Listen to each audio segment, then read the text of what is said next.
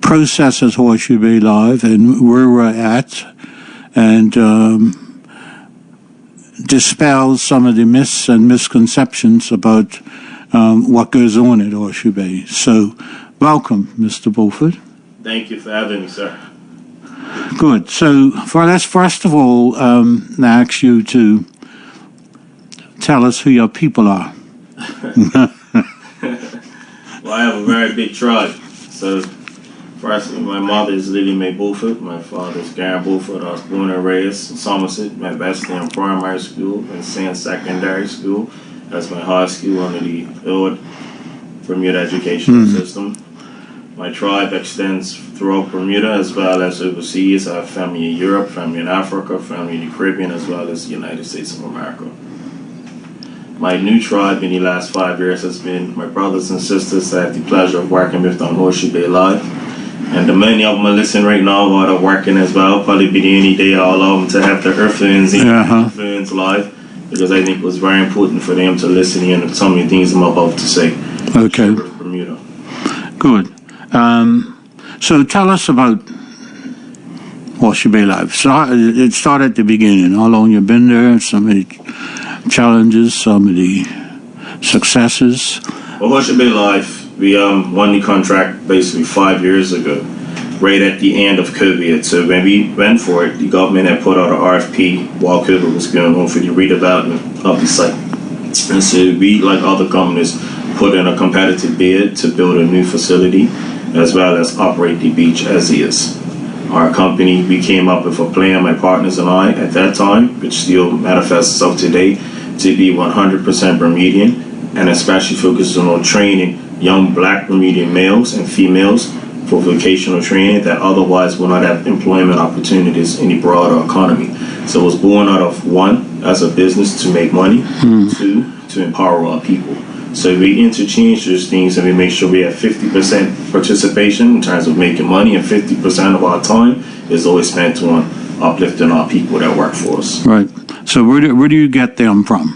Where do we get them from? Yeah. We have them from throughout the country. We have young men and women that have some of them in the court system right now. The courts give us people that are otherwise be what they would consider marginalized in society, that are sitting in various positions in the court system. We have people that's in Maui that work for us. We've had people that have substance abuse problems that work for us. We have an open door policy. People reach out and call me on the phone up until today and beg me to give someone in their family or friend an opportunity. And 99.9% of the times I'll say send them the next morning at 6 a.m. Yeah. That's every day. Including me. Yes. So, again, we have an open door policy primarily because we looked at where Bermuda is and where the fate of most young black men is in Bermuda today, and we said we need to give each other an opportunity. And my partners and I felt tourism would be a good entry point because most of the things you learn in the tourism industry you can learn on the job versus having to go away to tertiary schooling. So where does your restaurant experience come from? My restaurant experience comes from my belly. Being a primary eater, someone who eats off pretty much 7 days a week. But my restaurant experience actually started in hospitality when I was 14 years old working at the Reefs. I started off as a busboy, worked up to a junior waiter and as a waiter. So I've been around hospitality pretty much my whole life. Okay. My partners, some of my partners in the business, such as Dalton Evan, he has a longer hospitality career because he worked in hotels around the world, including Bermuda, before he came back to Bermuda right when COVID was about to start. So he was recruited to work with the team, to help lead the team, because he has an expanded hospitality experience. So Horseshoe Bay Live was meant to be the beginning of a journey, not the start and end. So we have other plans and other entities that we're actually working with right now to create other concepts for the Bermuda hospitality market. One, to keep our staff employed throughout the year, and two, so we can employ more of our people. Right. When we look at hospitality, we've learned the last 5 years there's a lot of misconceptions around hospitality. There is a lot of money in the hospitality industry in Bermuda, and it's not an industry that we see a lot of participation amongst our people, not just from an employment side, but also as entrepreneurial side, which is very sad. One thing we've learned that there's a lot of misconceptions, and I would blatantly say lies that's being told to the public from other restaurant groups to make us feel as Bermudians is a industry we can't justifiably make money in and to thrive in, which we've seen the complete opposite, which is why we're doubling down on our investment and increasing our footprint with opening up additional locations during the winter.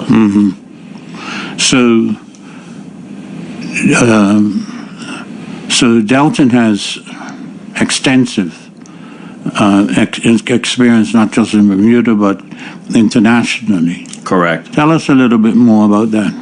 Well, his experience, he started his career in Bermuda. He started working at, which is now LB Beach. He started working for that hotel group. He was there all the way up working in the restaurants up to a maitre d' for about 10 years. And then he was recruited by the Mandarin group to go with them to Boston, because as you remember, the Mandarin group ended up buying the LB Beach Hotel. So he was identified as a rising star in Bermuda's hospitality sector, and they took him to Boston, and where there he applied his trade. And after living in Boston for a few years, he went to the Caribbean to join Sandals International, where he became an executive, joined their parent company that operates all the Sandals entities throughout the Caribbean, which he spent the last 15 years of his career before returning back to Bermuda. Okay. So a wealth of experience on here. Oh, definitely. From what I've seen in the Bermuda market, his experience far exceeds anyone in the hotel industry in Bermuda, including the St. Regis, including Hamilton Princess. When I look at some of the A-list talent that they purportedly have that wasn't born there, when I look at their resumes, because when we started recruiting, we was looking from a wide lens, and we got to see that Dalton's experience far exceeded anyone in the local market by far. So expand a little bit more on the local employment, because it sounds as if, unlike many employers, that you are reaching out to the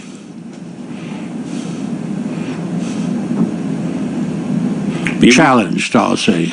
Yeah, we reach out to, like I said, the marginalized sides of Bermuda, because I've recognized as a serial entrepreneur over the years that we don't have a wide labor pool, right? So one of the things I've noticed is that the primary labor pool that works currently, the A-listers, as some people like to call it, work in international business or in the corporate services arena. So when I looked at the labor side, most people subscribe to working in the government.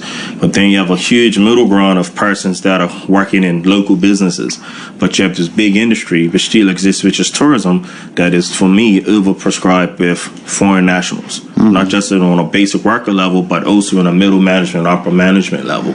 So when we went for Horseshoe Bay Beach, we went for the concession. That was my modus operandi, to bring our people in, to Bermudianize it, to increase the Bermudian experience. Because one thing, being a frequent visitor to a lot of these establishments in Bermuda, Bermudians do it the best. No offense to the foreign nationals that work throughout hospitality, some which I'm very good friends with, but this is not their home, this is not their culture. So people do not come to visit Bermuda to visit someone from India, someone from the Philippines. They come to talk to Bermudians. And so for us, it had to be 100% Bermudian. Anyone that knows me, that's my ethos, that's what I wake up for every single day. I believe in the advancement of our race, the advancement of our people. So for me, I couldn't get into this space without putting my foot in and start to do that. And a lot of people, when we first went down this path, were telling us it wasn't going to work. You would never find enough Bermudian employees, and you would never find great Bermudian employees. I can say that 5 years in, we've had hit and misses, but overall, our team is 100% great. They exceed expectations every single day. If you come to the beach, they're there at 6 a.m. They're pulling it through every single day. Our business right now is basically self-managed with our staff and our employees. Like literally, they run the business. They manage and do everything. Obviously, like every business, we have our day-to-day challenges, but overall, from being in Bermuda and working outside of Bermuda, we exceed other markets. Recently, I was in Bahamas, stayed at the Atlantis Hotel. I got to experience hospitality, 5 out of 10. I was in Barbados, staying at the Hilton Hotel, 5 out of 10. I knew my team would exceed in all these markets right now. 100% Bermudian, 100% born and raised in Bermuda, which I think shows us that Bermuda has been lied to from a lot of these hospitality entities. I believe there is a concerted effort to keep our people underemployed and out of this sector, because that's how much money is in it. We're not separated from the economic challenges of any other restaurant group. We have to, watch our costs, watch our inventory, but we see there is money to be made, and we can pay our staff great wages. Not minimum wage, great wages. We see that. So tell us some of the creative new things that you've introduced at Horseshoe Bay. No. Well, when we took over the concession initially from the previous operator, which is Rick Olsen and his group, we noticed when we looked online, there was tremendous amounts of complaints about the wait times, waiting to get seated, waiting to get fed. So what we done was we revolutionized our kitchen and made it a speed-only kitchen. So we shortened up our menu for only the items that work extremely well for us. That means the items that sell the most. And so we streamlined our kitchen. We have a rule: anything over 6 minutes is free. And we have a saying, we're faster than McDonald's. And Americans even say it now. And Americans will test us and try to see if the food takes over 6 minutes. And if it's over 6 minutes, 9 out of 10 times we're going to give it to you for free. If your drink takes over 10 minutes when you stand in line, 9 out of 10 it's going to be free, right? So that's one of the things we done immediately, was to streamline our bar and kitchen to make it extremely fast, because we notice our core guests that come from the cruise ships, they don't have much time. They come to the beach not to eat, not to drink. They come to experience the beach. So food and drink services is always optional for them, so we want to make sure they have a great experience. In terms of our beach operations, we streamline it to where we have 100% beach service, so guests do not have to wait, they do not have to lift a finger. We offer full beach services. That means we pack the chairs, stack the chairs, set them up for you, put the umbrellas down. If you bring other items to the beach, we carry them on the beach for you. If you have disability issues or mobility issues, we'll put you in our UTV, carry you on the beach. And like I say, if you don't want to get in the UTV, I'll carry you like Aladdin. I'll lift you up and carry you. We do this every single day. On average, we do have at least 40 to 60 disabled guests every day that we take to and from the beach, and they're ecstatic and happy because their family will tell us if it wasn't for us, the family member would not get to experience the beach. That's one of the things we improved on from jump, to make the beach 100% accessible for everyone. Now, if our standard beach service, we separated the beach into different sectors to allow our guests to pick the sectors that they like, but also for us to manage, right, the issues that primarily we see happening on the beach. Our first 2 seasons, we got to see that issues happen on the beach. Medical issues happen almost on a daily basis. And sometimes the first responders have to come to the beach. And as you could imagine the ambulance coming to the beach and I got to take the gurney and run 200 meters on the beach to go attend to somebody. And majority of the times we saw that was people that were elderly or some disabled person that had pre-existing medical issues. So what we started to do was put them near the front to the beach where it would be easily accessible for us to get them off the beach if they have any issues. Once we started doing that, we noticed the rates of incidents on the beach started to go down on our ability to serve them, as well as the medical professionals, emergency medical professionals that would come to the beach. They was very ecstatic not having to run down the beach 200 meters with a gurney and run all the way back. As you can imagine, try running 200 meters in the sand versus a 10-meter walk. So that's one of the things we've done. And because we separated the beach in different sections, we have beach attendants in every single section. There's really nothing that happens on the beach that we don't know about, that we can attend to. We've rescued people. We've rescued people that have drowned. We have video evidence of that. We attend to at least 30 to 40 incidents a day where people get injuries on the beach that we attend to, not the lifeguards. We attend to them because we're everywhere. Things that happen in the cove that's unattended by the lifeguards, we're the first ones and primarily ones to respond to that. Just the other day, Dalton and I went swimming. Because a North American male, he was in the water drunk and he climbed up on the rocks and he couldn't get back down. So his family members called us because they were scared. We had to go swimming, and Dalton ended up gripping him off the rocks, pulling him down gently, and we guided him out the water. Basically, we held him up as 2 flotation devices and, took him out of the water. And those are things that we go through day to day. We clean the beach. We've had a lot of guests and cruise ship arrival passengers that come here every year. So it's just the best this beach has ever been operated and run. We have locals that come to the beach every day. We clean the beach by hand. We also rules raking the beach by hand every single day. And we still do that when it's needed. So if you come to the beach and if you notice there is no seaweed, 9 out of 10 times we rake the beach by hand to make sure every guest that comes to the beach has a great experience. When locals come to the beach, we can set them up anywhere they will like. We will take our UTV to bring the coolers to the beach so they don't have to carry them to the beach. We take them off the beach, take the tents and whatever they bring to the beach when they need it.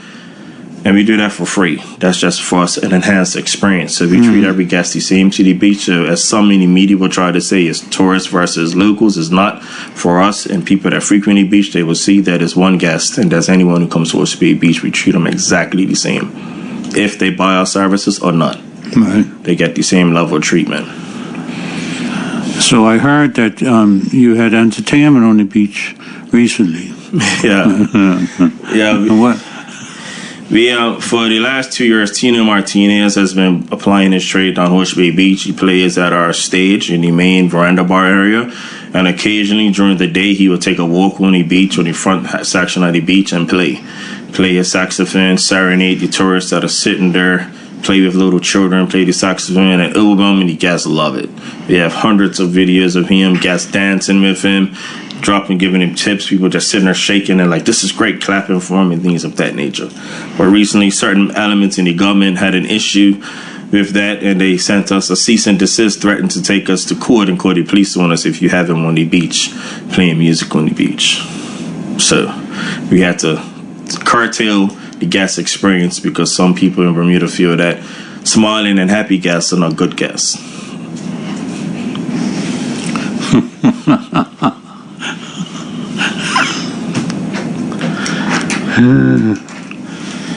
So, how many staff do you have? Full-time, just over 42 people. Full-time staff, 42 people. We have another 10 people that come here part-time from a time-to-time basis. So explain to us the experience, because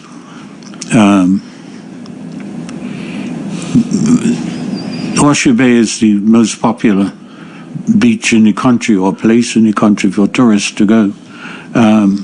How does that work? Is it primarily cruise ship passengers?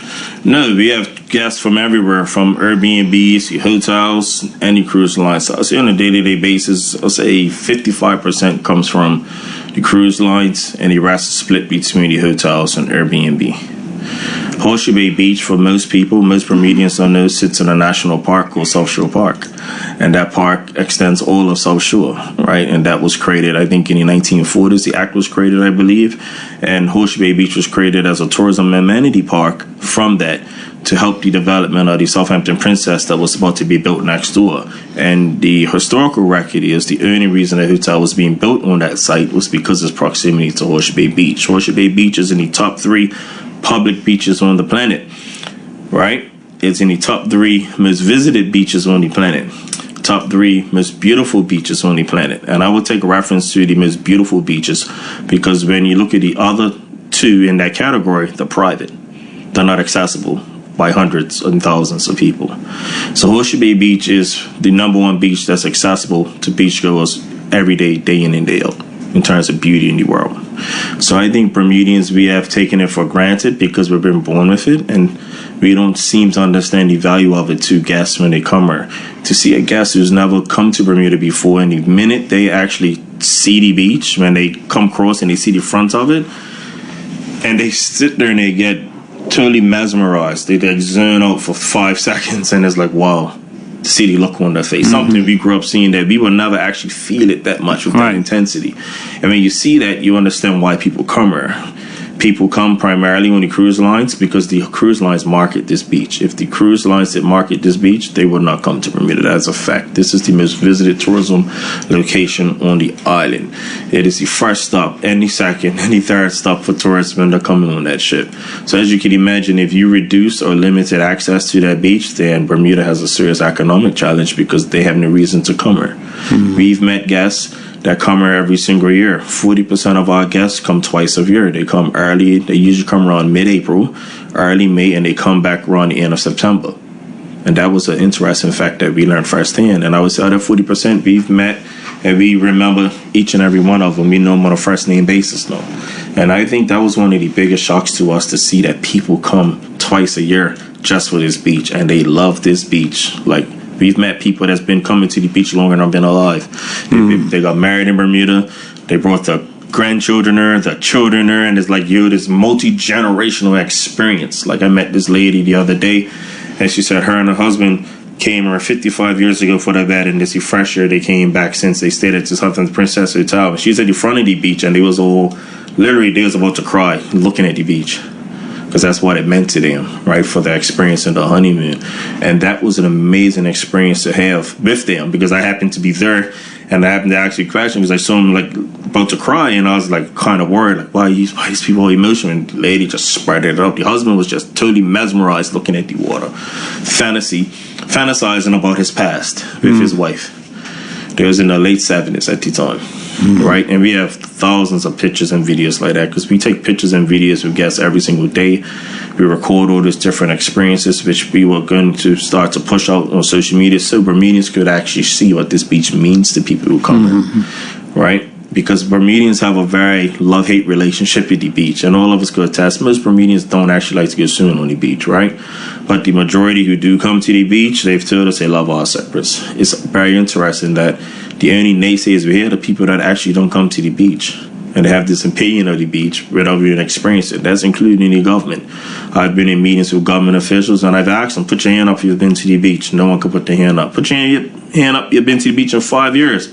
No one puts their hand up, but they want to make decisions on a beach that they don't have any insight into at all, which for me is very frustrating as an entrepreneur. As an entrepreneur, I have a saying, if you can't measure it, you can't manage it. And that means you got to put your hands in, right? See your phone lines buzzing up. So you could keep asking me any other questions, or anyone in Bermuda could ask me any questions. I'm ready. I'm ready for it. Call back. So yeah. Yeah, sorry. Okay. Yeah. Good afternoon, caller. Welcome. You on the air? That's me. Good afternoon, caller. Welcome. You on the air? Yes. Good afternoon, Colonel Birch, Mr. Beaufort. Good afternoon, sir. Yes. Just past Good Friday. The kite contest that you had at the beach, were you responsible for that or some other entity? Hi, the reason being, I had entered a kite and it won all the prizes, all the way from St. David's. And is that something that you'll be doing on an annual basis? We actually didn't put that. That wasn't us. That was a third-party organization who had that. They had it with our support, and I hope they will do it again because we had a great experience and time. Hopefully next year we can make it bigger. This year was their first test. They wanted to see if people will come to Horseshoe Bay Beach, primarily because when they came to us a few weeks before, Bermudians are very territorial to where they have their kite competitions. They usually have them in their neighborhood, so they was kind of, it was a test, and I think it went very well because we had a lot of tourists at the beach that day. I think it was one of the best experiences I've had. It was very relaxed. I saw people really enjoying themselves. I saw a lot of multi-generational families. So yes, right. Hopefully I do. Hopefully you do. The reason I'm saying that because I just dropped the kite off and went back to the east because I wanted to go to the walk to Calvary and down to my club in St. David's, which we have what we call Gilbert Land Day every year. And I think other communities copied us because I've been doing that for 40 years. But the reason I'm saying I would like to team up with you and for tourists that come there, because I've had some people take my kites. Yeah, I had a person down here just recently had taken a kite all the way back to Vegas, and people's taking it to Georgia and Florida. But I was thinking if you had kites there where people could just rent a kite, or even they took it back, or if they were, I don't know if ships are here then, but take it back with them, I think it would be an experience. And these kites I make, they can take a licking and keep on ticking, it's not made for tissue paper. All right. Well, I would jump into that. I would say, yes, I would love to work with you. And I will share one thing. I'll share this with Bermuda. I think is very important. When I first started talking, you notice I said that we got into this as a development contract. The Bermuda government put out an RFP to build a new facility, right? Because the facility there is over 40 years old. It actually isn't built for today's modern environment. So in the RFP, we responded. We actually put in our provisional plans, what we would like to do in terms of design schemes, and the government shortlisted us, and we end up winning it. But to that effect, we've been stuck in negotiations with the government over that site. Now, I would tell you the Hill Vision. The Hill Vision was to build a 3-story structure overlooking the beach with completely panoramic views, all glass, right? So basically light comes in from every single angle. One of the floors, which is the signature floor, which would be in the top, we was going to call it Native Sun. And the thing was to have a big gum-based structure, statue in the middle, and have enough motifs and statues amongst our culture and our people. And when we went into the design phase, I told the architect the whole reason for this is to make Bermuda proud. So the structure was supposed to be a monument to our country and to our culture. Because as right now, how people come to Horseshoe Bay Beach, they leave with this experience like, wow, this is amazing.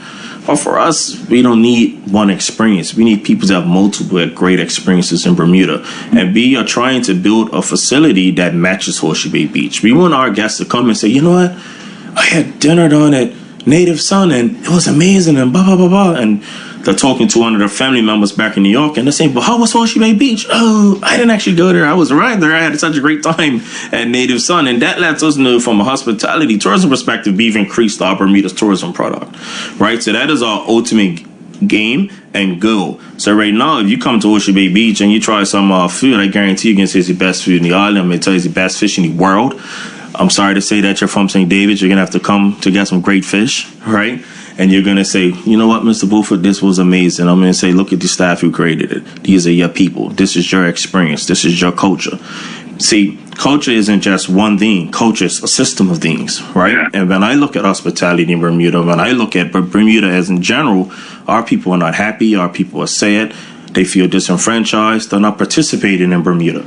When I was brought up and I was young, I worked at the Reefs at 14 years old. Like I said, that hotel was 100% Bermudian, 100% Bermudian.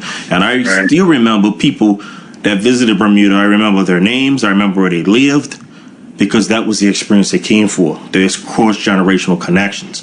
And so what I'm trying to do with my team is bring that back across the board completely. Right? So you look at our neighbors. Hold on one second. If you look at our neighbors next to us, right?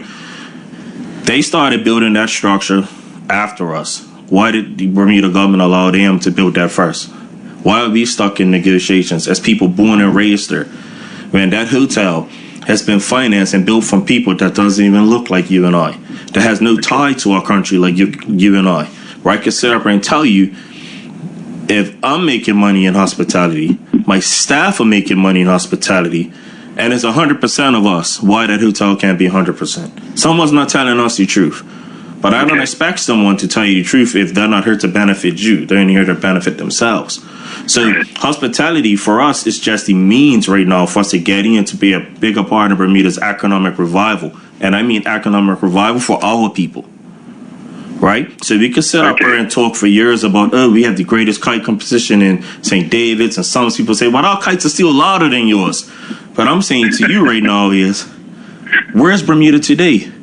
Where's Bermuda in 30 years from now? So I've got skin in the game now, not just entrepreneur. I've got kids. I have children. So when I look at Bermuda, I want my children to prosper in Bermuda in every facet, not just for a Good Friday, to have that Bermudian experience. I want that Bermudian experience to be 365 days out of the week.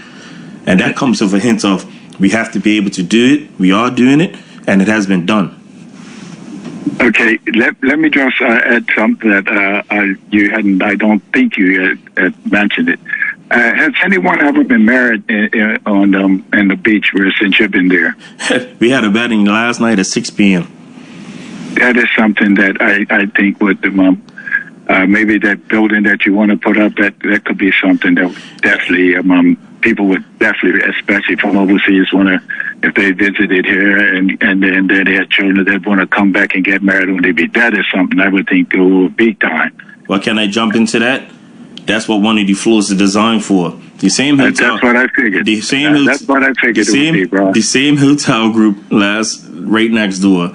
Our first plans got leaked out to the newspaper, right, from the Department of Planning. Anyone who knows me, I speak the truth. I have true integrity. Unlike some of our politicians in training, they don't have integrity. I could speak on it, right? They made us share our plans with the developers next door. If you go back, I have receipts, but you could go online, look at the hotel group Gencom's first plans for next door to us. It wasn't an entertainment park. It was going to put luxury townhouses on that site.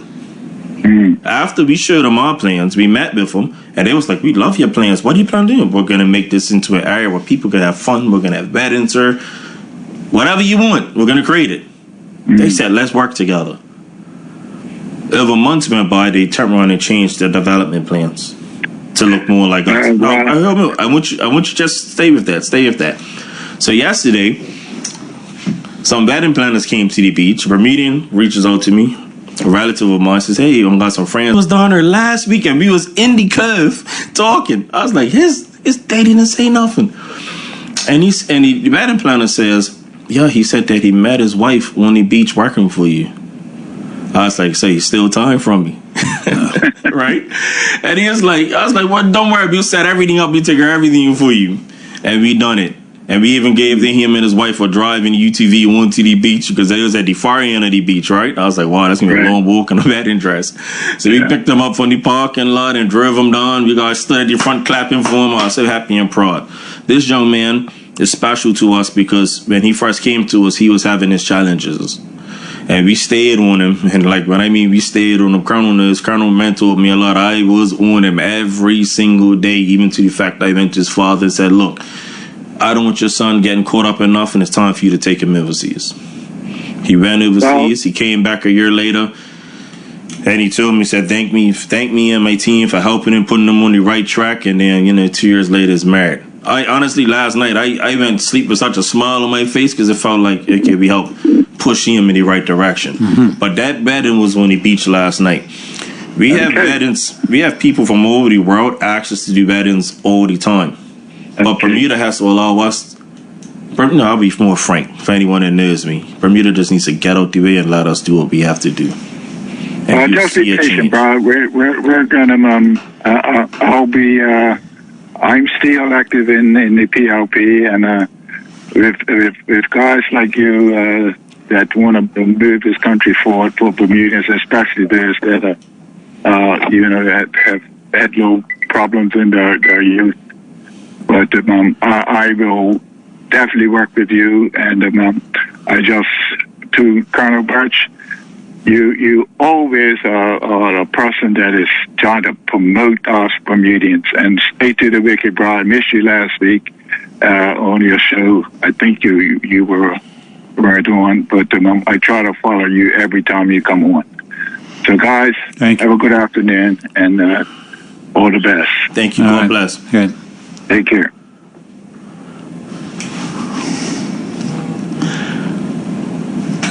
So, you ready for me to turn it up? No, you got no.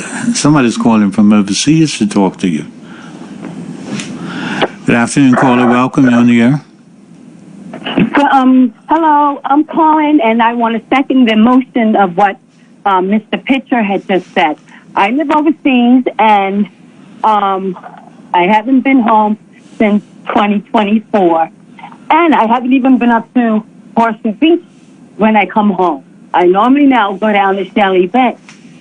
But I have heard Mr. Beaufort on various shows, and is always pleased and happy with what I hear him saying, and especially about our people, Bermudians, and the young men on the island, and having someone that they could look up to.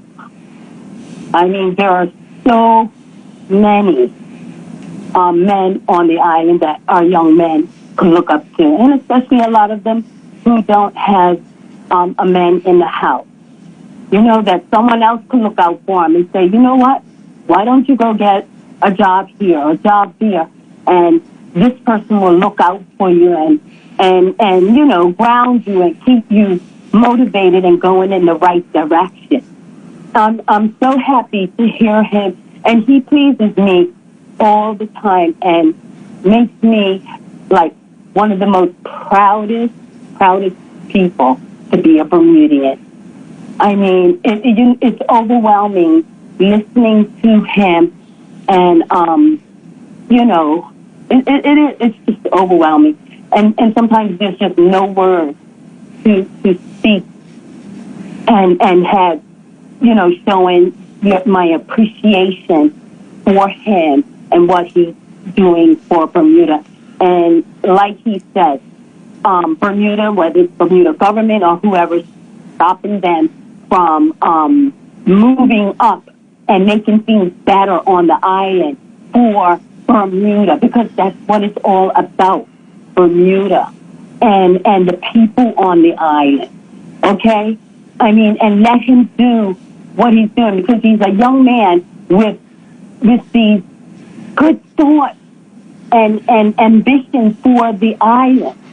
So, somebody just, if the government is listening, or whoever works for government or whatever, if they're listening, that's what it's all about. Letting the young people have their say and improving things on the island, wanting people to come there.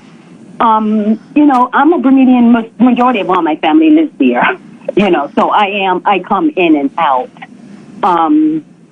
I was telling one of my customers yesterday, or a person that I just recently met, they were saying, why are you here in this country? And I was like, I've moved home numerous times.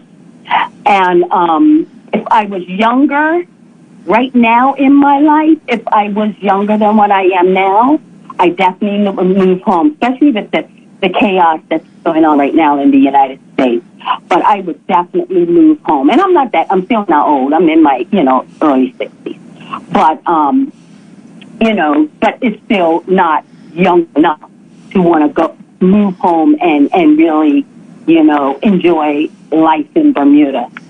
But, Mr. Bulford, I'm a Somerset person too. I used to live up in Somerset at a young age. I lived at Miss Robinson up in Buff Valley. And I think I met your grandmother at one time, and I was doing hair in Bermuda. But it's always so good to hear from you, always. And keep up the good work, and don't let our young people down, because they need a strong black male like you. And there's many of you on the island. You just have to all work together to make it real. Thank you very much. I agree 1,000%. Okay. All right. So, thank you, ma'am. You're quite welcome. So don't let anyone let you down, because people love to break our spirit, but we are Bermudians with spirit. I mean, me even living here, I have such a great spirit, and we are people with great spirits, and we just don't need to let anyone break down. I mean, nobody could break my spirit, because I'm a godly woman. I live by the word of God, and I know only one could break my spirit is him. Nobody else could do that. Agree. Okay? So you keep it going. Okay? And it was so good to hear about a wedding up on the beach. I mean, I've never even heard of any weddings up on Horseshoe Beach. Well, you got great things in mind for the island, so just make it happen. Thank you. All right, thank you, ma'am. Take care. Bye-bye. Bye. So, is there a mechanism for you to be able to reach out to the tourism authority or the tourism ministry and discuss new ideas that you want to initiate on the beach? How does that work? Or does it?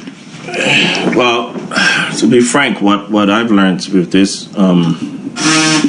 business endeavor, I work internationally, right? So this has been a labor of love, and I've started to see Bermuda from a different angle that I previously hadn't seen before. So like what the caller said, we have to work together, and I think that's probably the biggest impediment in Bermuda right now for Black Bermuda. We have a serious issue of helping each other and working together for collective success. So we have no interaction with the BTA. We've had no help from the BTA. Now, that might sound shocking. I think it really is. We're the #1 tourism destination in Bermuda. We're one of the top in the world. And they don't even reach out to us to talk, to collaborate, to talk to us, to even understand what we experience. We have 5 years worth of data that we know the BTA doesn't have. They've told us, right? We know that the previous tourism ministry didn't collect data as well. We know the difference between a business traveler and an actual tourist who came here to have a good time. We have our own exit pills. We know exactly what guests want. We know after they leave us, what's the next experience they wish to take. How does that work? We have such a small country, but it's very fragmented and siloed. I think we need strong leadership. And I'm not just talking about from the executive level. I'm talking middle management level, as well as people with personal conviction. I'm talking down to the rank and file employee. When I speak to my staff, that's one of the things I preach, is personal conviction. You do what should be done because it's the right thing to do, not because you feel I believe it's the right thing to do, or someone told you that's the right thing. You have to believe in it and earn it yourself. So in Bermuda, we have people that work throughout various government ministries that should have a stake in Horseshoe Bay Beach, but they don't, besides talking down to us, right? How can we collaborate if we both can't sit at the table and talk about our shared experiences? How can we talk to a government right now? And one of the biggest issues we've had in the last couple of years is the bathrooms on the beach, which you hear about from time to time. The bathrooms the other day was clogged up. Tourists couldn't use it, so people blame us.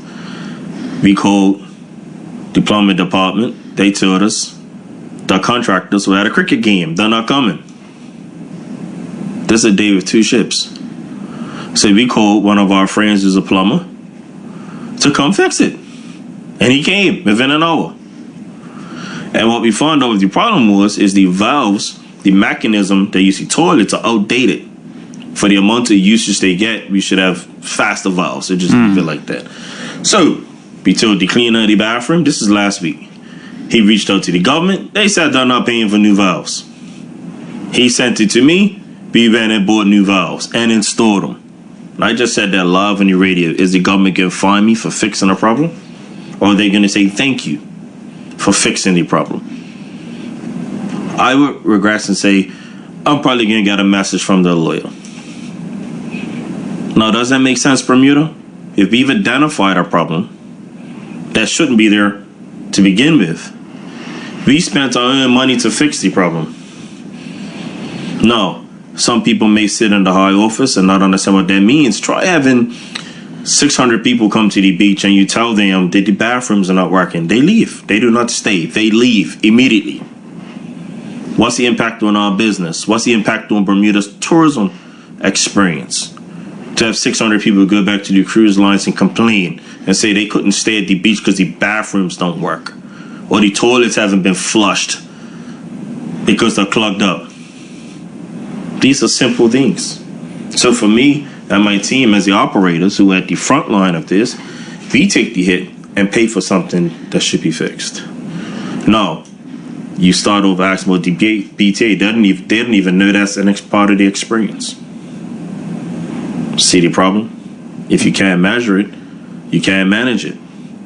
Now, if we sit down and talk as true partners, which one means we've got equal levels of respect for each other and what each other has to bring to the table. What I see in Bermuda as a young entrepreneur is that there are elements in the government that don't believe that, which is disheartening. I just left Bahamas and Barbados, and with open arms, the governments expressed to work with me on the two initiatives I wish to work with in their countries. Since I've been back, they've reached out to me, and this is what we could provide. I said what we could provide and entail. And now we're right in the middle to say how we're going to work together. Very simple. But in my own country, we have this belief. The Bible says it the best. A prophet is never loved in his own home. I believe the Bible is a guide on what we should look out for and what we should work to attain and fix. So if I could say that, and that resonates with him as every caller on this call, that should let you know we still have a major problem if that still exists in Bermuda today.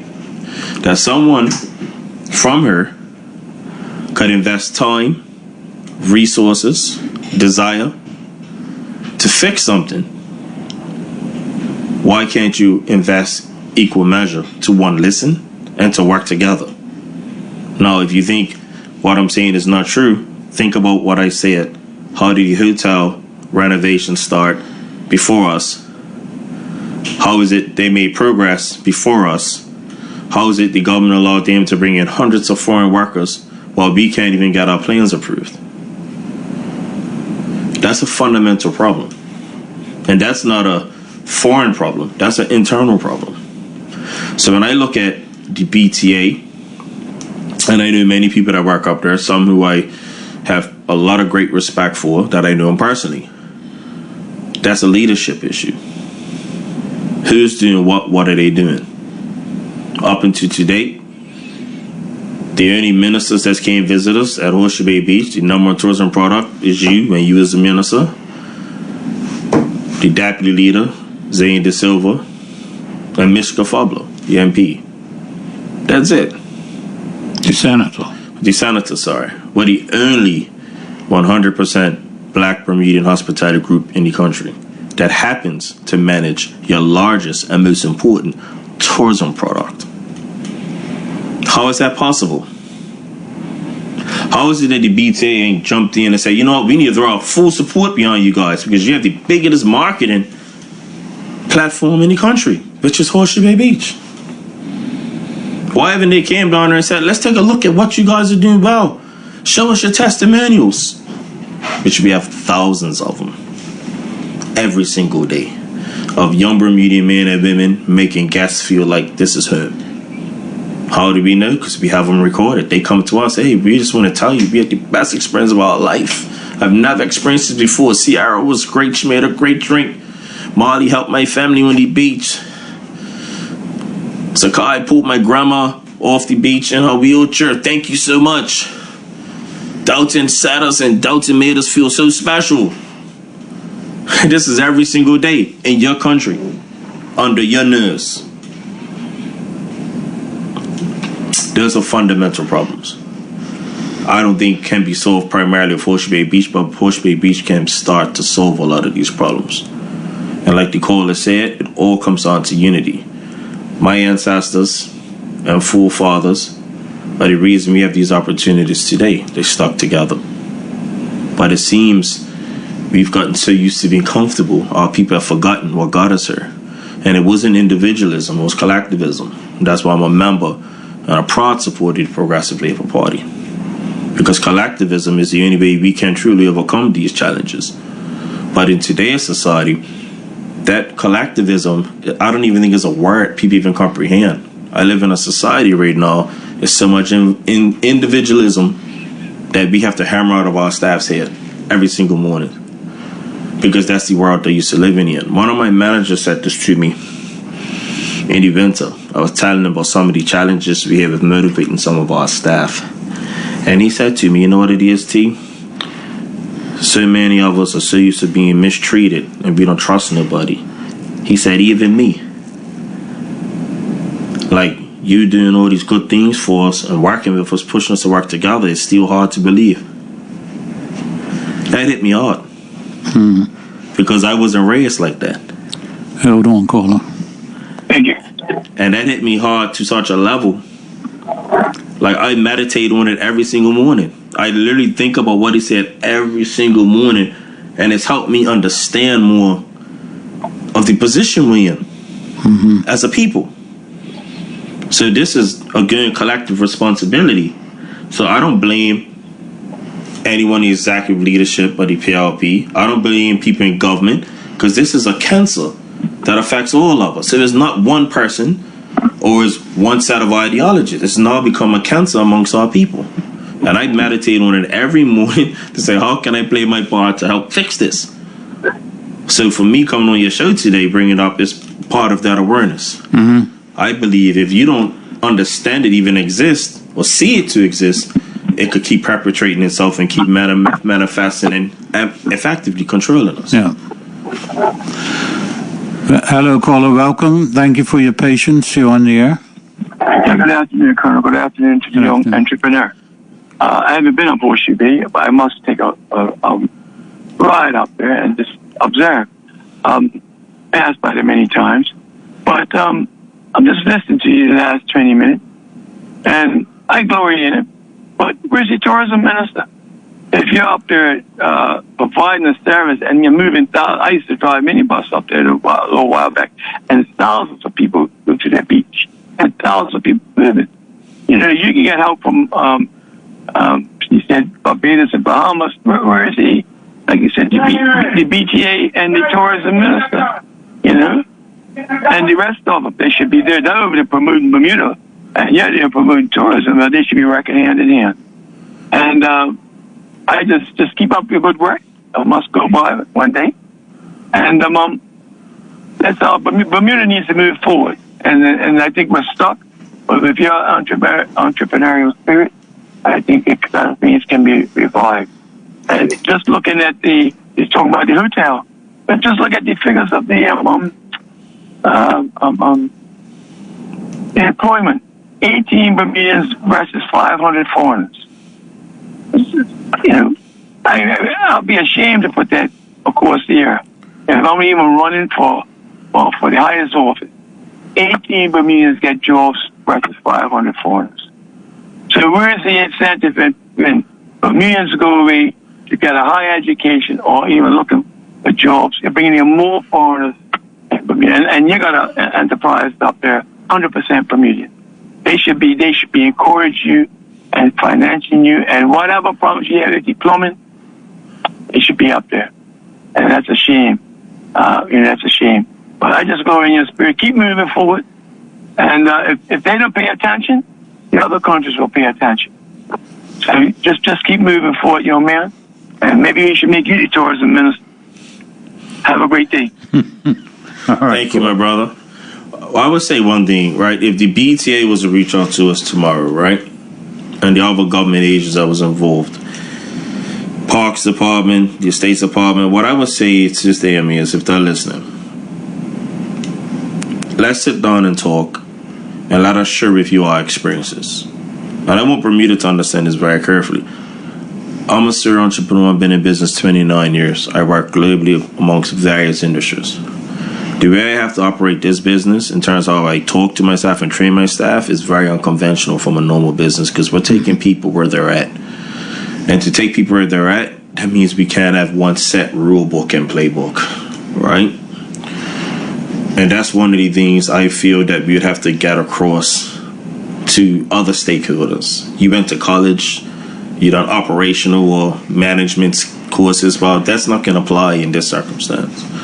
The thing we have to look at, we have to take the view, in my opinion, that we have to change the rules in order to enhance our people and train our people. Because our people have now become marginalized in Bermuda, which is a very sophisticated country. So we don't have a one-size-fits-all HR approach. My head of HR is listening. Knows this well because she gets on me, because I will hire people who even better damn good the HR process. One young man who she recently met, we was talking 2 days ago, he was having his issues. And I said, let me share with you how you got the job. Your godfather, who cares about you, was calling me every day for like 2 weeks. And I was away at the time. And I told him, I said, look, when I'm back, I'll call you, blah, blah, blah, on this date. And I didn't, because I forgot. He called me at night and he turned me an earful. And I said, look, I'm sorry, I apologize. Send your goals on 8 o'clock in the morning. He's hired. Because he told me he don't want to get him caught up on the street. He don't want to get him. He's at that age where he could go left or right. Mm-hmm. Now, I want you to understand this, Bermuda. We did not need him on a business level. Our business has a cap on the amount of employees' needs according to his budget to facilitate its growth. Right? I didn't need him. So I was like, oh man, HR's gonna be mad at this one. Yeah, it's hired. Send him 8 o'clock in the morning. Now, guess what? He's become one of our greatest assets. Great young man. Right? But I had to let him know how much people behind the scenes is going to bat for him. How much people care about him. Right? Because he was not doing nothing illegal, but he was going to do something that I wouldn't agree with, and I forbade him from doing it. I made sure one of the other boys took him in on his bike. He has an electric bike that you see these young kids riding on, so he can't work on it, and it had one brake, and I was like, what's this? He's 14 years old. I said, I'm not letting you ride that, huh? And he got all upset and da-da-da. So I told one of the other guys, he stays, you're taking him in, leave that bike here, we'll send up the road in a truck tomorrow. And he got very confrontational, because he's like, what do you mean my parents are letting me ride it? I said, well, I'm not your parents, I care about you, I'm not letting it happen. And that's when I gave him the story about other people outside his family that are talking about him, that are helping him. Because I had to tell him, your parents didn't call for this job. Your godfather did. And that's collective responsibility. He had knocked off. I could have said, have a great day. Got him safe. I said, no, we're not playing that game. Right?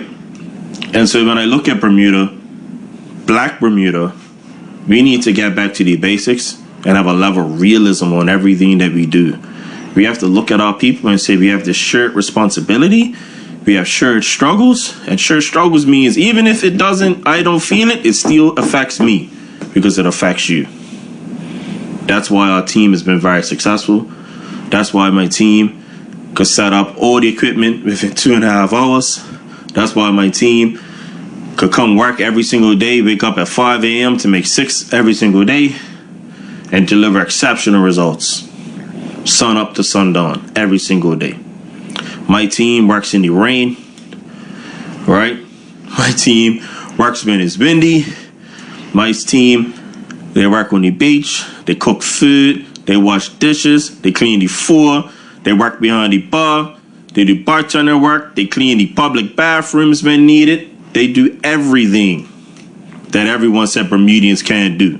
And they do it as daily responsibilities. Tiago, do me a favor. The clean us sick. Wash your dishes for us. No problem, T. Hey, I need the grass cut. Parks and come cut the grass. Who wants to cut the grass? I'll do it for you.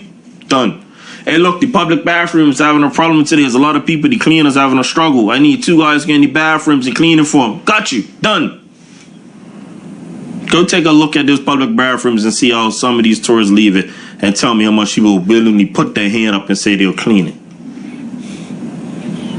My team does. These same young black men and women that Black Bermuda somehow thinks we're the enemy. And I'm talking about generally, not just Horseshoe Bay Beach. We look at each other like we're the enemy. So for us to talk to people in government, they first have to stop looking at us like we're the enemy. We're your people, we're your grandchildren, we're your sons, we're your daughters. We're your brothers and sisters. And you're doing work that's assisting that government. Oh, this is not exactly not our job. This is their job. But we take responsibility, teamwork. Right? Our job is to enhance Bermuda's tourism product. Our job is to make sure our guests have the greatest memorable experience they will never forget. That's why our tagline is endless possibilities, not endless problems. Endless possibilities. If it's an issue at the beach, around the beach, we take it on. We could say, sorry, little girl, you cut your foot on the rocks, go to the lifeguards. No, come here. Let us solve it for you. That's what we do day in and day out. So when I look at Bermuda today, we need to get back to our roots. And our roots means collective responsibility. And I mean that not just a word. That has to be the ethos of every single thing we do. And that means from a planning, strategy perspective, how does this align with our overall goal, with the advancement of our people? I know the unions say that. I know the unions believe in that. But it needs to permeate throughout Black Bermuda society. So, can I turn it up now? You can. I would like to talk to Bermuda about Bermuda's political situation because I have a unique perspective, and I'm going to speak to you. I don't like to use the word credentials because there is a person running for the highest office in the land who likes to talk about their credentials. I'll tell you some of mine. As a serial entrepreneur for 29 years now, I've worked in the telecoms industry. I've worked in the energy and gas industry in Africa, East Africa. I've worked in the agriculture sector in East Africa. I've worked in the global telecommunications industry. I've worked in the software industry in Europe, South America, and the Caribbean. More recently, I found myself in hospitality. Recently, I got headhunted to join a private equity firm as a general partner. So that means I'm in and out of Wall Street right now. So my career on a certain level is going to new heights. The firm I became a general partner in, that's close to $20 billion under active management. And they chose this little son of the soil to be a part of that enterprise. I think our people really need to take a hard look at the current structure of what's going on in our country.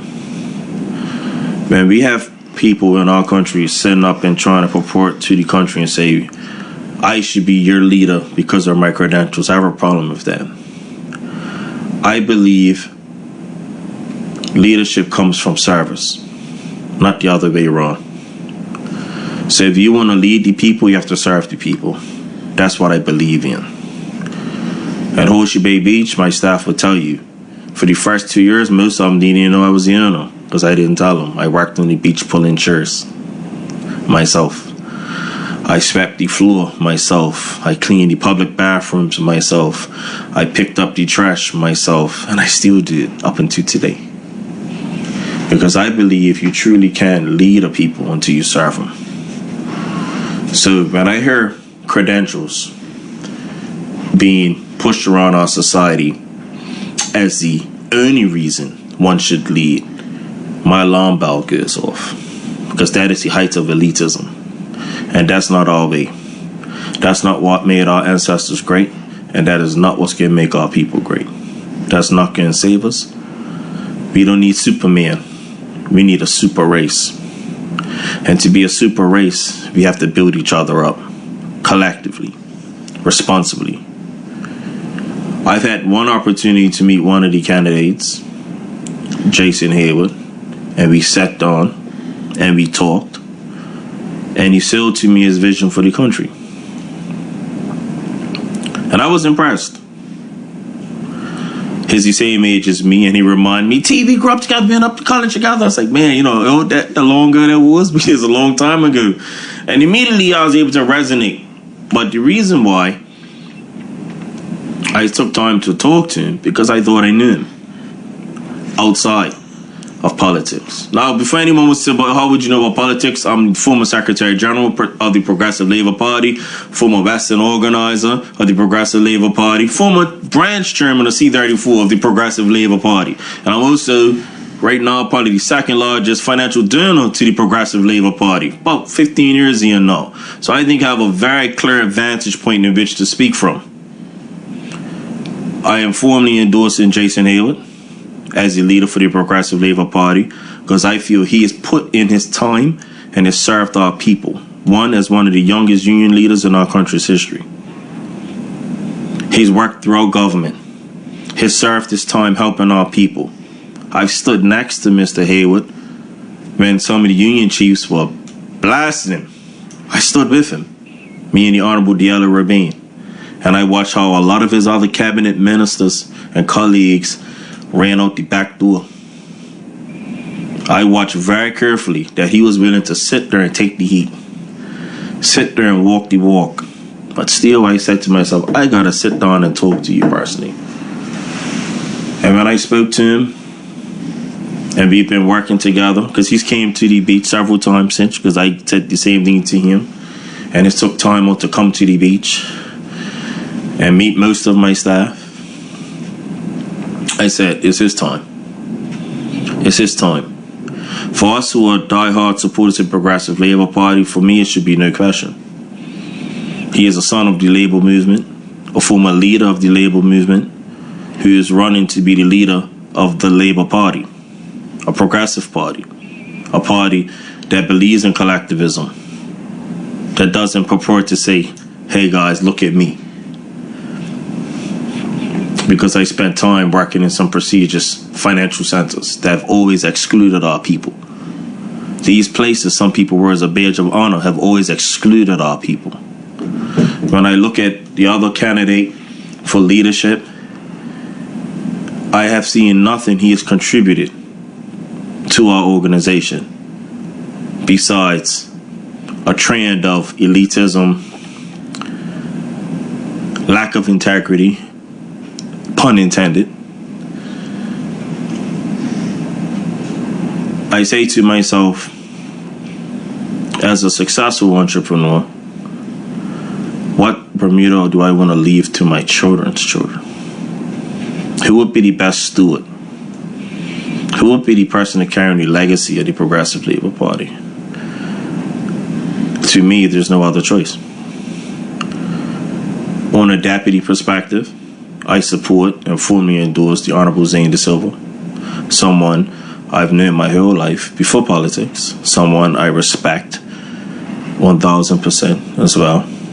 someone I know has safe hands, who understands the complexities of Bermuda's economy, who could reach across both sides of Bermuda and pick up the phone and make things happen.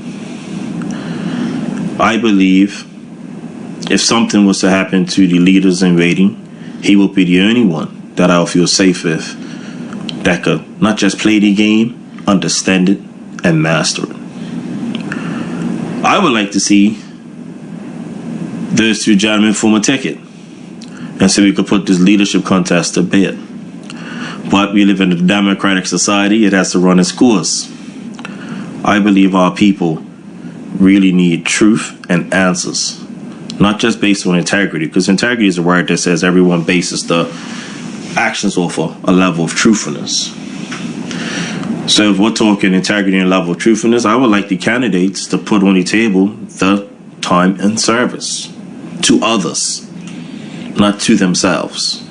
Because I see a lot of candidates that would like to run for leadership talking about, I've done great. Yeah, but that's for yourself. What is your testimony? Who can speak for you? Who can say, this person helped me. This person served me. This person helped build me. I think that would make it very clear for the delegates and the people of Bermuda. I could speak from where I sit. There's only two choices for leader and deputy leader. I'm not talking sound bites. I'm talking based in realism. How could someone get on stage today and say, this young man, Jason Hayward, what has he done? He hasn't done nothing. He's the leader of one of your largest unions. Where others were chasing fame and fortune in industry, which he could have too if his advanced university degrees. He chose public service. He chose a job that never really gives amounts to anything besides headaches and late nights. And has made his career that. Has made his livelihood that. Where others have chased fame and fortune, who've now said, I think Bermuda needs a new caliber of a leader. For me, as a learned person, it says to myself, I said, what caliber person is that? A person that's built his whole career on the service of self-interest. One thing I love about being an entrepreneur, the receipts don't lie. It's either you're winning or you're not. So in this challenge, I'm challenging all the candidates. I might in 3 weeks put together a youth forum, which I would like to be. I'm going to do it. I'm going to be the host. No fireside chats with preloaded questions. An independent operator that only has one skin in the game to see the advancement of our race. Because I'm not going to sit by, and others will not sit by blindly and allow people to fool and bamboozle our people.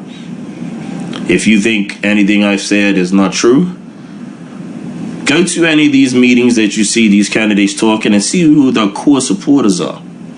You're going to notice people in the room that's never supported the Progressive Labour Party, who fought hard against the Progressive Labour Party. And if they're supporting a candidate running for the highest office in the Progressive Labour Party, people sound the alarm bells. That's not the Progressive Labour Party. Our government, our leadership under the Honorable David E. Byrd has done a miraculous job of stewarding the Progressive Labour Party and totally obliterating the political opposition. So much so, I guess the only option they feel to have now is to take us over from the inside. So I call a spade, and a lot of people, if you heard that, you're going to have that aha moment. That's what's going on. Because like the great Honorable Freddie Jewett, I didn't remember him because I was still around when he was running around. I remember him talking about his suit and ties. I remember him being a man of principle, a man of great integrity, where he could have took the glory when John Swan asked him to join the movement to take Bermuda independent, which has always been the PRP's ethos, but he was wise enough to see that would never have helped us. Now, I'm an egotistical man, but I took that to say, look, I helped get us independence. See, these are the people I recognize, the people I respect. And for anyone who questions my age, I'm 46 years old, so I'm not very old, I'm not very young. But I've been around the block one too many times.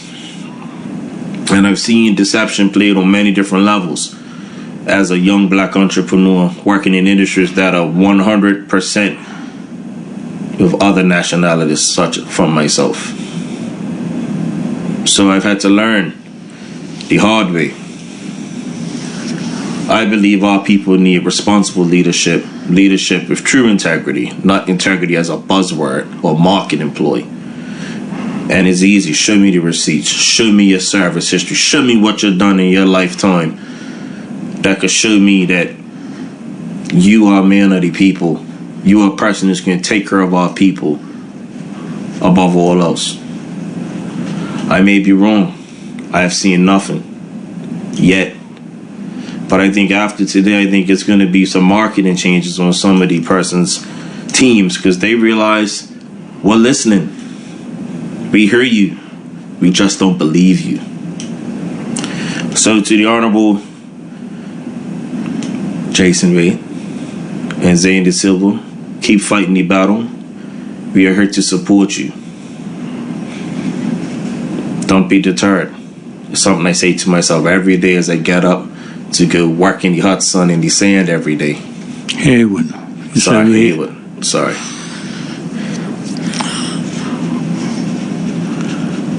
Our people need to pay attention. This is a fight for the soul of our party.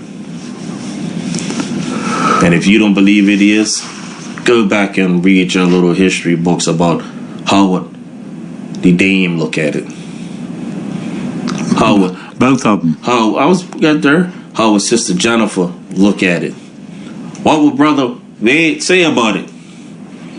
Now I came up in the PRP the time. I remember those late night fights.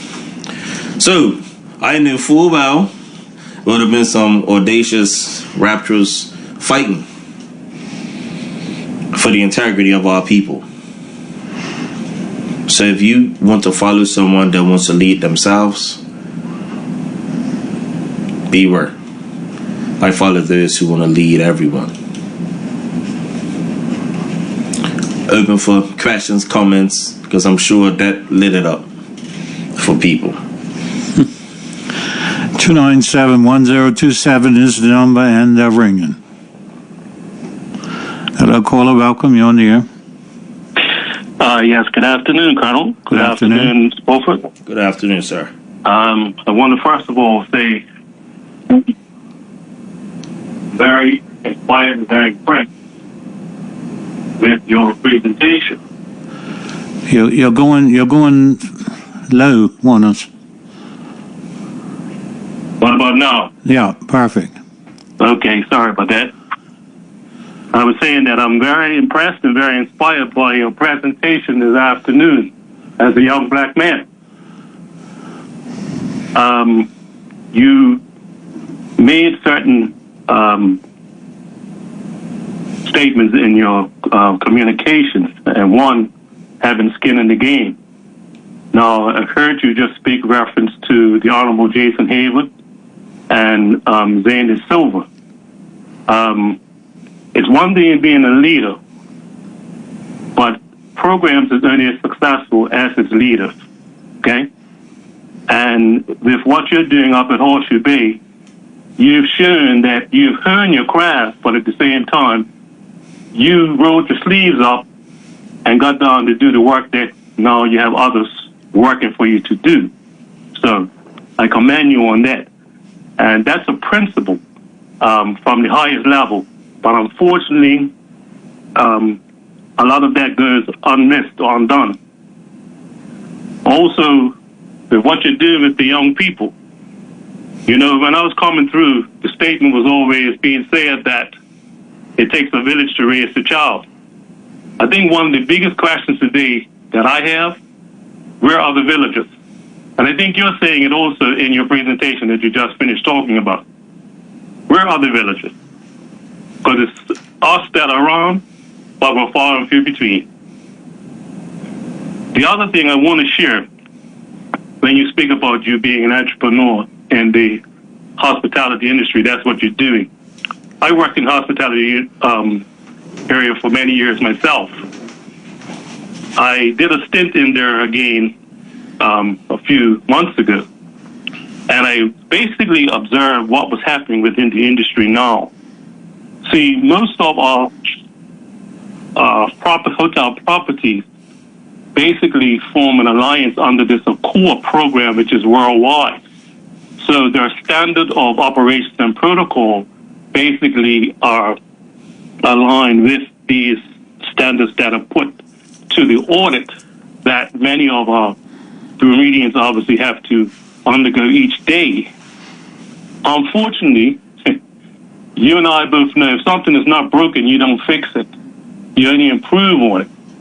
And I know that my grandparents, I know your grandparents, my grandmother lived to be 107. And I can tell you right now, the hotel industry was built up off the backs of our grandparents. Okay? All of the happiness, the politeness that we showed those tourists is why they were repeated tourists coming back to the island. And you shared that yourself this afternoon, that you've now been able to experience the same benefit. But it's something that has happened many, many years ago. So your challenge that you're going to continue to have, and this is my opinion, is that then you have those that are involved from the highest level. If they haven't honed their craft or they don't understand industry like you are, because you're working right in there, you're going to have some challenges. And until we stop trying to live up to a standard of others from outside of this country, this is where we're going to lose the vision that you have and you're trying to hold on to. So I just want to encourage you, man. The Bible says that but people perish for lack of vision and more so lack of knowledge. Keep your vision, brother. And one day we'll meet in person and I will have some personal conversation with you to further encourage you. Okay? I appreciate it. Just come to Horseshoe Bay Beach and ask for tea. I just want to respond to that. I agree with you 100%. Sorry. Just come to Horseshoe Bay Beach and ask for tea. That's me. I just want to respond to that. See, I would like to explain something. I agree with everything you said. So, earlier the questions were asked about the minister and persons like that. I don't blame no one, right? Because I understand from this project and others working with the government how ministers are hampered by the civil servants, right? They don't have the opportunity to get the complete picture because they're not on the ground. Neither should they be. That's not their role.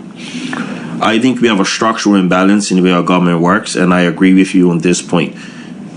We need more dedicated staff inside government, in the civil servants. And people get scared of me. More staff, yes. We need people with more worldly experience. So when you talk about a core program, in the hospitality industry, for those who are listening who don't understand it, I'm going to break it down to you what the caller will say.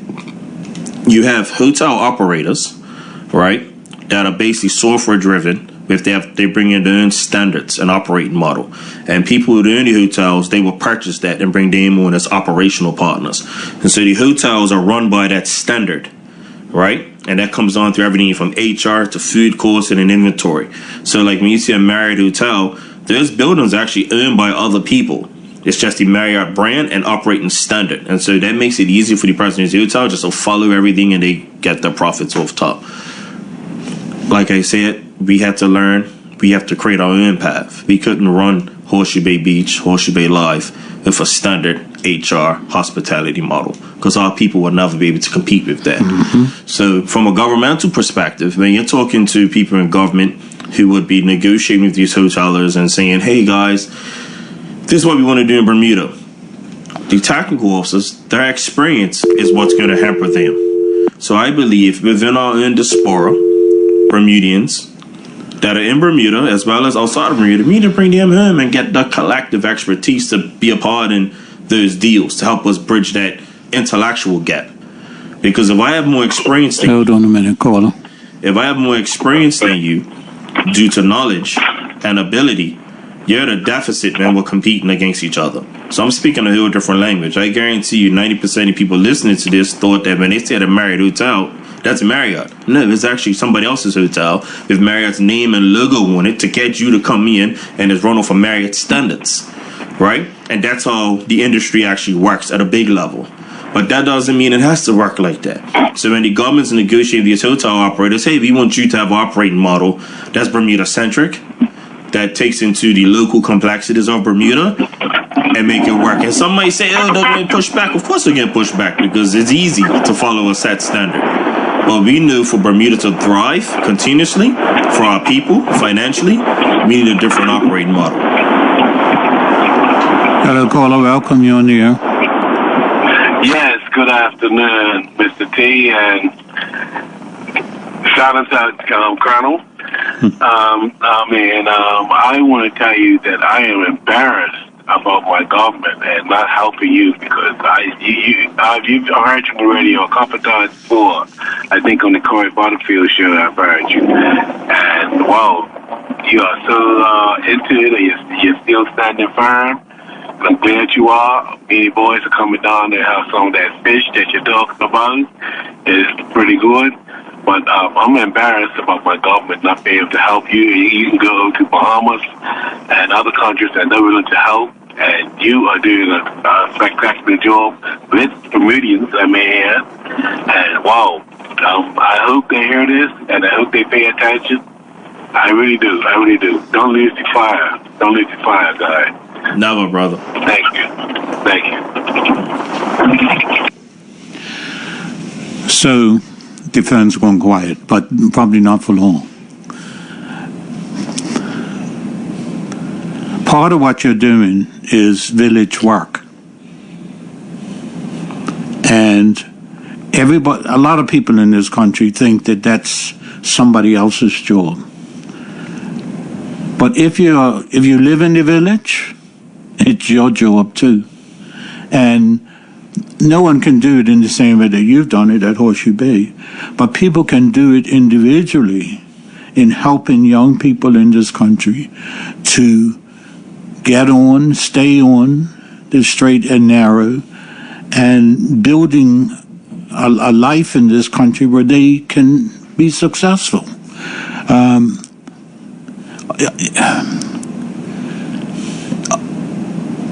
All it requires is for somebody to take the time and to reach out. One of the things that you mentioned about dealing with the staffing that you have is a standard. They have to rise to your standard. And what it requires is consistency in their lives, which they've never had.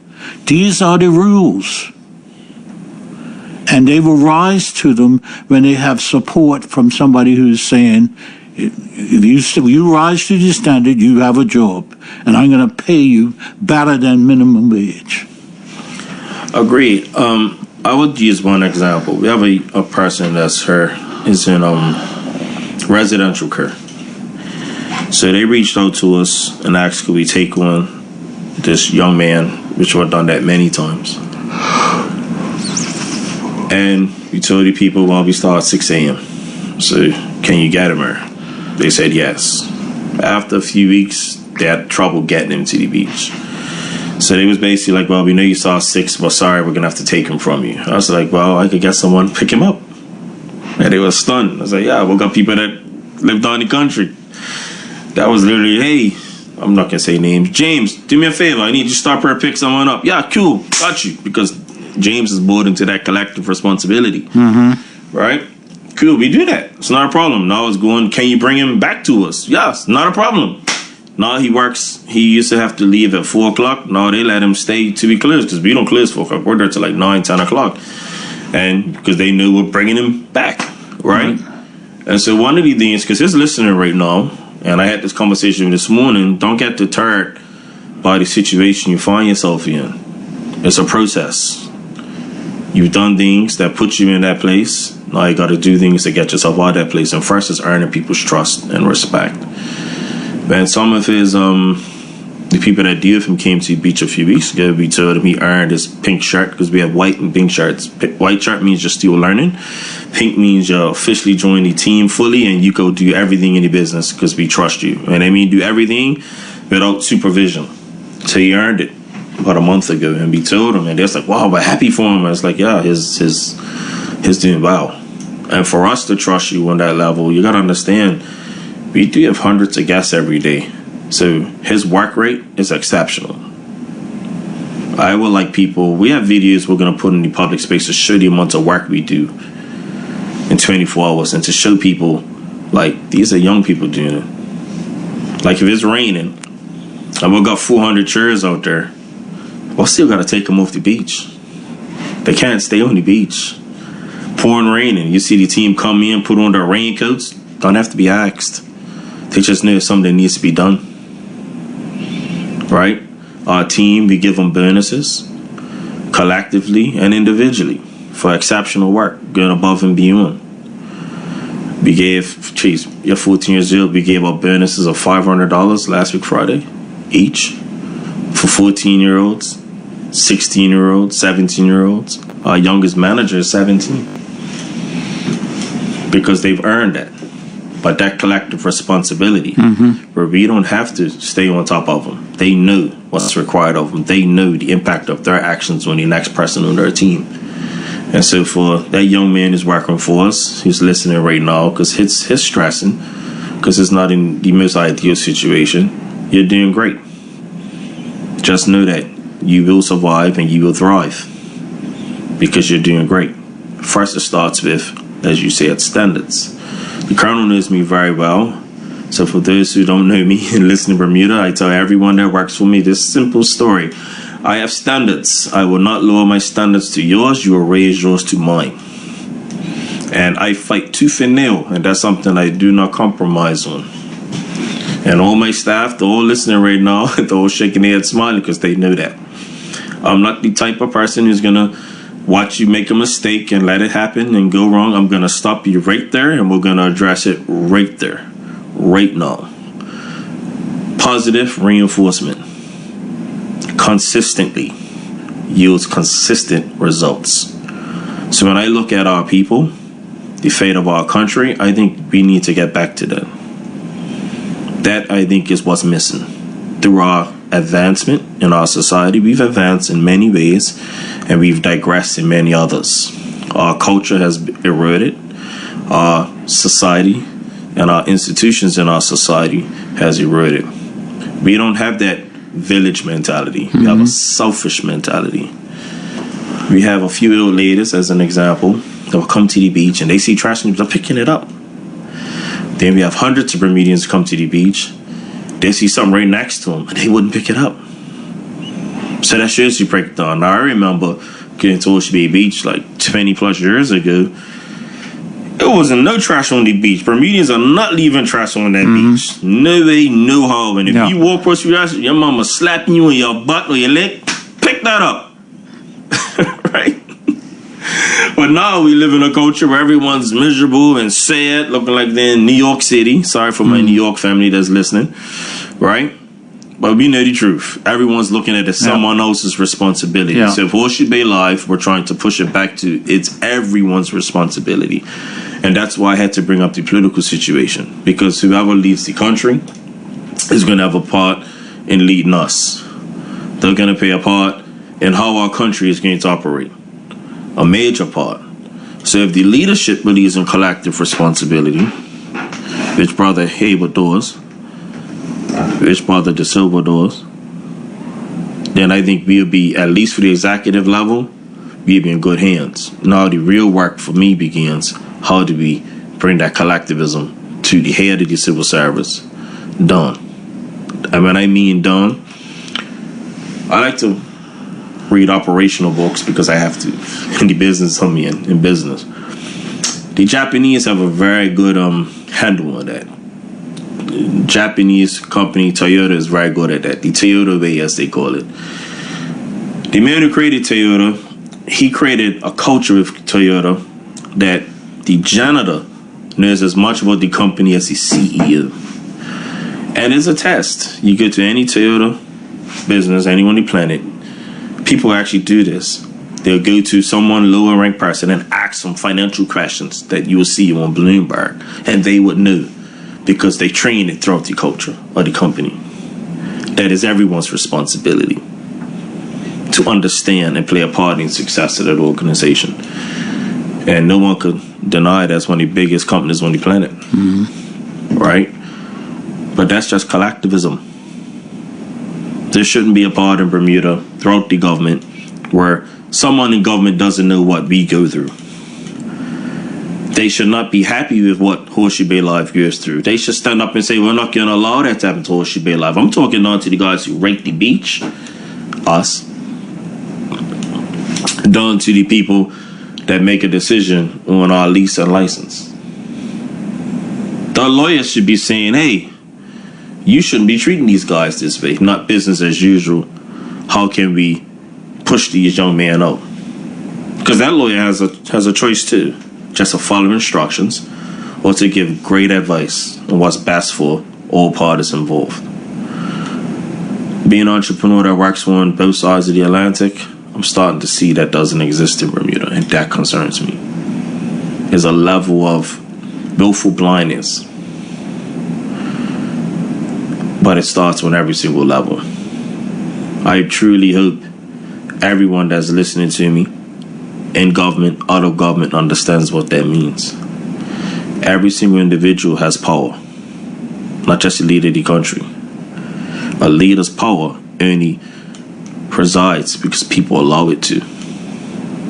So at any time, if you feel your leadership is irresponsible, you need to hold them to account. But you need to hold yourself to account too. Be a leader in your own life. These are some of the things we teach our team every single day. But it's hard to teach your team that, but when they go into the greater society, look up, what do you, anyone's been acting like this? But it comes down to the level, we shall overcome, we shall make it how we see it. So, the 42 young men and women that work for me, I'm creating leaders. I'm not creating employees. I'm not creating servants. I'm creating leaders. So hopefully, each one teaches one. It multiplies. And then eventually, hopefully in my lifetime, I get to see a direct change. Some will go work in government and take that same mindset of standards and shared responsibility, and instead of looking at their brothers and sisters in government and allowing them to work at a substandard rate again, help them lift their standards up. Some's going to go work in the police force, and instead of saying throw these young black men away, they're going to say, let's talk to them and see how we could do some alternatives to incarceration initiatives before they go to court. Because that's a choice too. So everyone throughout society could help fix this problem. But we first need the willingness to understand it is a collective problem. My son's 13, my daughter's 1 year old. If I don't help fix these problems, it's going to affect them. Like it or not, no matter how big of a house we live in, whatever school we put them in, it's still going to affect them, which in effect affects me. So, hopefully our people,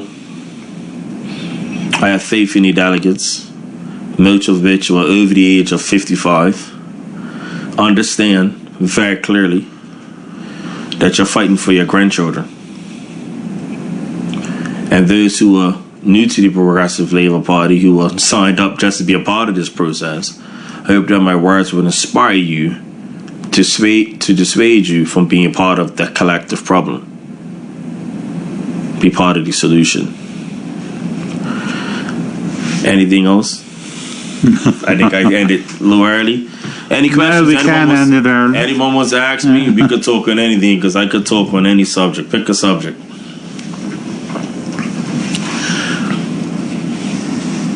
So, I got one. So, part of the problem, I think, is, particularly in black families in Bermuda, so in my generation, my father was a contractor, and there were 4 boys and 2 girls in the house. And some of the things, and part of it was, your parents always want to have their children have an easier time than they had. I think they're going overboard. So much so now that you have parents who are afraid of their children. I can't even begin to process that in my mind, in my own circumstance, because I grew up in a time when there were no cell phones, no internet, no nothing. But if I misbehaved in school, I used to walk home from West End to Cricket Lane, which is not far by any stretch of the imagination. But before that walk was completed, the word was in my mama's head. I think, well, I see it, we're on the front lines of that. We actually had put a no cell phone policy in 2 weeks ago, and we told the staff that to turn their cell phones into us, we could lock them in the safe, or they put them in the bikes or the bikes. So 80% complied, 20% didn't. One of the older staff members refused to, and he made a big scene in front of some of the youngest people. And we saw that he was emboldening some of the younger people to be disrespectful to my partner, Dalton. So we had to send him in. Standards. But that was the thing. You turn it in or you go home. He refused to come back work, said no one should take away your cell phone, blah, blah, blah. We didn't take away your cell phone. We asked you to lock it away because it becomes a distraction. We work in a high-place environment. The younger kids all turned them in. Because they didn't want to be sent home. Well, I wouldn't even say that. I think with us, because the culture we've built, they don't have a problem. Everyone's like, cool, it's not a problem. Right? In our company, we feed our staff breakfast, lunch, and dinner for free. Every day. Right? Again, when you enforce those standards, and you don't deviate it, but if your staff and your team, your people see you living by those same standards, it's easy, right? You can't have this sense of elitism, right? And that's one of the things, I'll go back to politics, but why I like Jason Hayward, because he showed me that himself. That's why I support Zane De Silva, because he showed me that. So there, every time I go to the Labor Day marches, I march. I see who's there. I see who's not. I see who's participating. I see who's not. I see who's not just the loudest voice in the room, but who's footsteps of the loudest, who's actually doing the walk. And I can't put you in no more because you told me you're retired, and I really don't agree with that. But I'll just throw that out there to the listening public, because you was one, and CY, my favorite politician. Been a personal mentor and political mentor to me my whole life. We need more of that throughout our society, and you'll be able to turn it around. We've just allowed that to permeate in people's homes, in the schools. I'm a hardliner when it comes to discipline in schools, and I'm not talking about corporal punishment. I'm talking about standards, right? When you have the previous education minister get involved with disciplinary matters in the school, to me, she should have been fired immediately, because that was a matter that should have been left to the schools. The schools took a position, and she got involved, and the grace of God and David E. Burt, he decided to allow her to keep her job. Me, I would have fired her immediately. My managers, my supervising team, they get treated to the same standard as my staff. If one of my managers does something that's not right to a staff, we have a meeting with the staff and the manager, and the management will be put in place in front of the staff. That's collective responsibility. Management apologizes, just like staff has to apologize, and including myself. I've made mistakes, and I will go in front of the whole team and apologize to that person and then to the whole team. That's collective responsibility. No hiding behind titles, no hiding behind privilege of titles. I do not believe in that. I wasn't raised like that. I went West End when West End was one of the greatest schools in this country.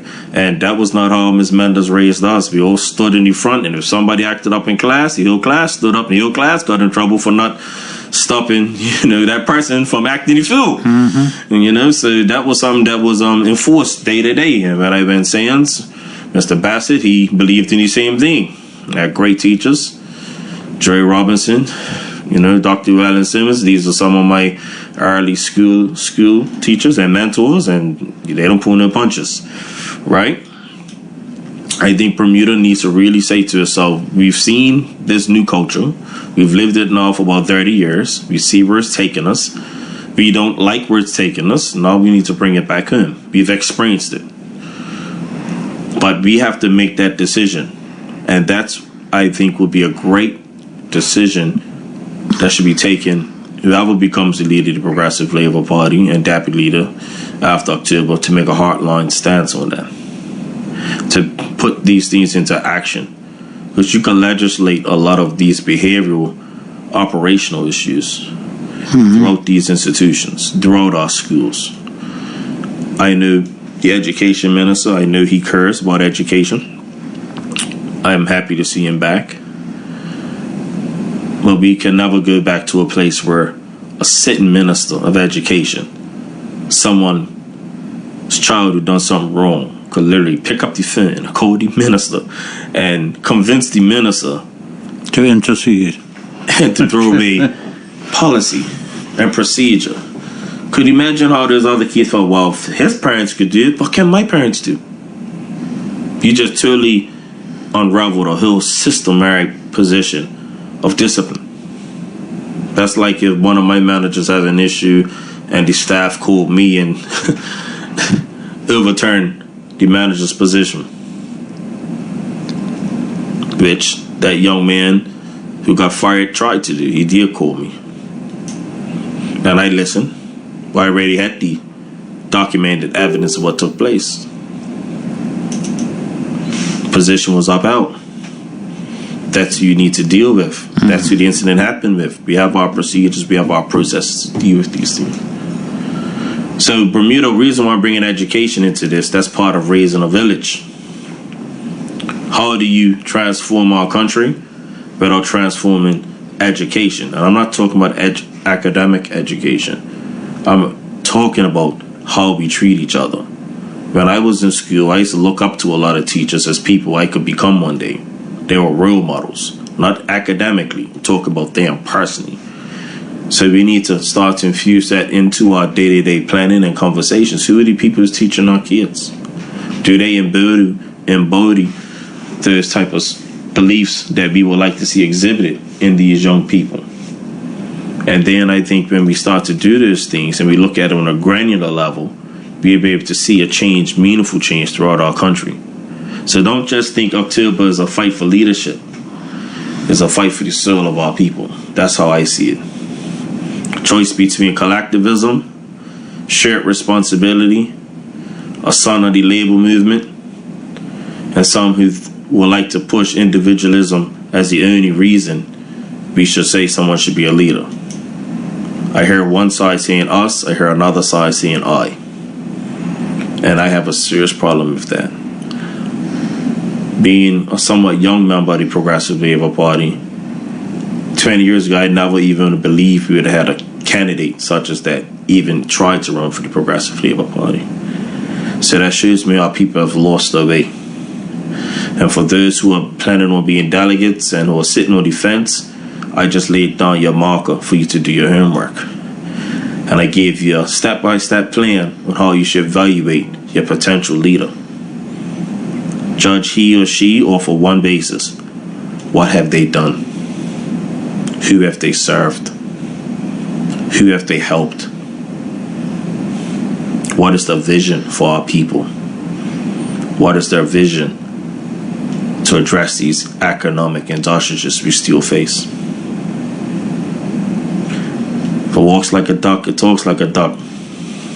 It's what someone told me a very long time ago. So with that, I hope I gave people in your listening public a lot to digest, and I thank you for bringing me on earth to allow people to us talk about Horseshoe Bay Live, which is just a little microism of our society. They ain't letting you go yet. I'm sure. Good afternoon, caller. Welcome. You're on the air. Good afternoon, Colonel, and good afternoon, Mr. Bulford. Good afternoon. I just want to say, Mr. Bulford, thank you. You are a leader. And that is exactly what our children need, our country needs. And I just want to say thank you. Keep going. Don't stop. And don't ever change being you. for anyone else. And I've heard you say that you don't do that.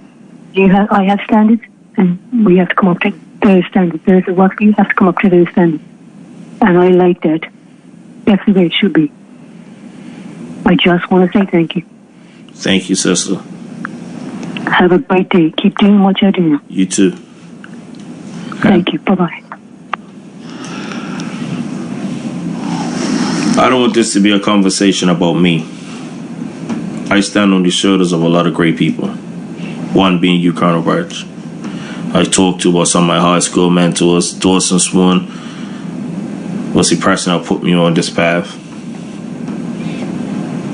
From an educational, Jerry Robinson, Llewellyn Simmons. But last but not least, be my mother. She's still with me, keep me on the straight and narrow. My father in business, Wendell Braun, is my godfather. He's been instrumental in my business career, providing sound guidance and leadership. And many others who I've looked up to help me along the way. Zane De Silva being another one as well. This is not a conversation about pointing fingers at who is right and who is wrong. Mm-hmm. I want people to understand there's a conversation about us pointing the fingers back at ourselves and saying, what can I do to help improve our country?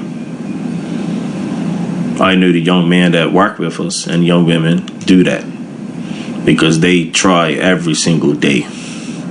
And I push them every single day. And if they can handle being pushed by me every single day, they'll work wonders in this country. I don't want them to stay working for our company. I want them to go and do amazing things. We look at our company, Dalton will remember this. We talked about creating this as a training center for our people. Right? That's what the whole emphasis for how Horseshoe Bay Life was created. That's why it's endless possibilities. We can keep doing different things to expose our people who work with us to different opportunities in hospitality. The concept of going to the Caribbean was born to export our people because we know Bermuda is small in size. So we are trying to train our managers and people into management so when we open up different enterprises in other countries, they will go there and lead the way. And so we're trying to export our vision, our operating model, which is our people, right? So this is who we are and what we're about. But for the listening public, turn your fingers at yourself and say, what am I doing to help solve this problem? Because it is a problem for our community. You have people in political leadership positions that have put their head forward to do that, as you did many moons ago. And I know from being close to the process, it's a thankless job. I've been around you recently. We've been sitting off in town. And I've watched so many people come to you and say they miss you and they want you back. And I say to myself, how many of these people said this when you was there? Yeah. Right? Very few. Exactly. And I'm like, that's the nature of humans. Yeah. So when you look at a young man who's got a family, who's put himself in a position to lead this country, just put this in perspective. He's done that with great sacrifice on his mind to himself and his family. Our current leader was the youngest leader in our country's history. And he done the same thing in his 30s. I was the Secretary General of the Progressive Labour Party in my early 30s. I was 32. So I think I'm well suited to talk about sacrifice. And my son was just born. So I was running to our last school. We were still having those weekly meetings, not bi-monthly meetings, having to balance writing minutes, copying minutes, and sending out minutes, as well as running a business full-time and having a young family. And for people to get up and Alaska, oh, you messed up this is writing wrong, or the spelling was wrong, and you got to start it all over again on your laptop right in front of people. Good old days, I would like to say. And Brother Jason was there through all that. So I think I'm well suited to steward our people and share with our people whose their choices should be looked at in the clearest sense. Not to tell you you should be a leader, but to give you a fresh, clear perspective. Some of the people, if not all the people, coming talking to our people, trying to influence them, have never served, have never done the things we've done. They've never had skin in the game through time, energy, financially. But they want to tell you who should lead you. You should be very wary of that. I trust those who have served. I trust those who have been in the trenches with me. I trust those who are committed to the advancement of our people. Not the advancement of a political party, to the advancement of our people. So I see a candidate that is well suited and well deserved. I see another candidate for deputy leader who's taking hits personally with his family to support us when he didn't have to. Refused to have every other reason not to support us. No. A wise man once told me this.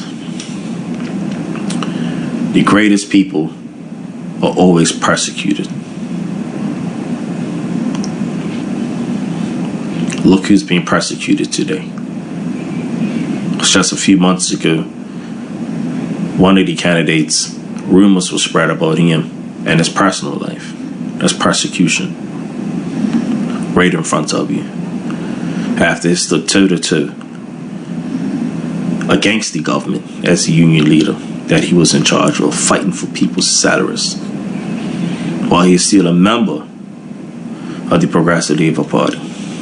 He still fought against him to make sure the people under his leadership got what they deserved.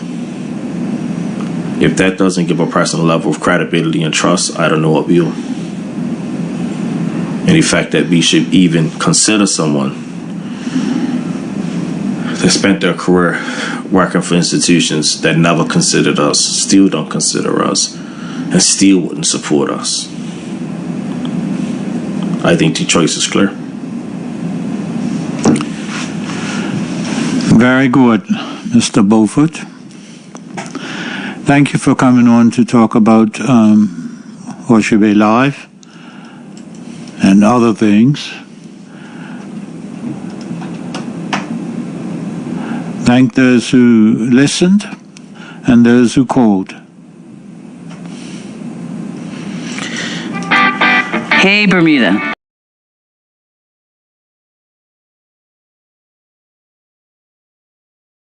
Bermuda Live on YouTube. Subscribe now.